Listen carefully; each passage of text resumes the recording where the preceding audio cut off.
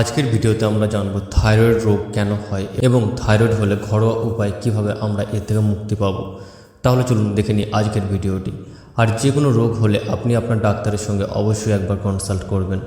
তাহলে চলুন শুরু করা যাক আজকের ভিডিওটি। দেশের 17% মানুষ থাইরয়েড হরমোন সমস্যায় ভুগছে। এর মধ্যে থাইরয়েড হরমোনের ঘাটতিজনিত সমস্যা বেশ প্রকট। থাইরয়েড হরমোনের ঘাটতির বিষয়টিকে হাইপোথাইরয়েডিজম বলা হয়।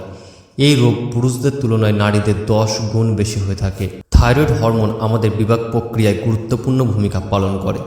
শরীরের তাপমাত্রা, হৃদস্পন্দন, পৌষ্টিকনালীর অভ্যন্তরীণ পরিবহন, প্রজনন স্বাস্থ্য, মস্তিষ্কের গঠন, কোষের গঠন ও ক্ষয়পূরণ এই হরমোনের গুরুত্বপূর্ণ ভূমিকা রয়েছে।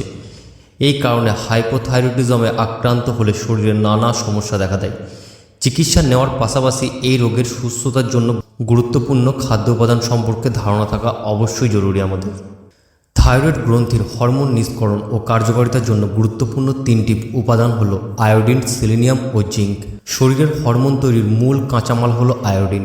এ কারণে পৃথিবীর যেসব অঞ্চলে আয়োডিন ঘাটতি রয়েছে সেসব অঞ্চলে মানুষ হাইপোথাইরয়েডিজমের ঝুঁকিতে আছে। আয়োডিনের ঘাটতি প্রয়োজন আয়োডিন সমৃদ্ধ খাদ্য। সামুদ্রিক মাছ, দুধ ও ডিম আয়োডিনের মূল উৎস।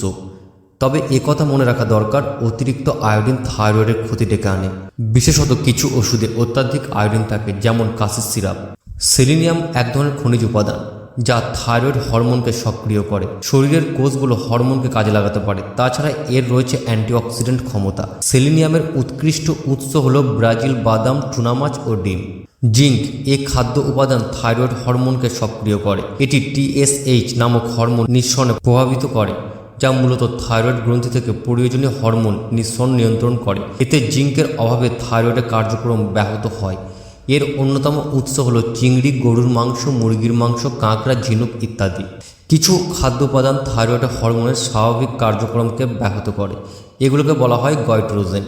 এই উপাদান বিদ্যমান থাকে ফুলকপি, বাঁধাকপি, ব্রোকিল, সয়াবিন জাতীয় খাবার, মিষ্টি আলু, স্ট্রবেরি, পিচফল, নাশপাতি, চীনাবাদামে।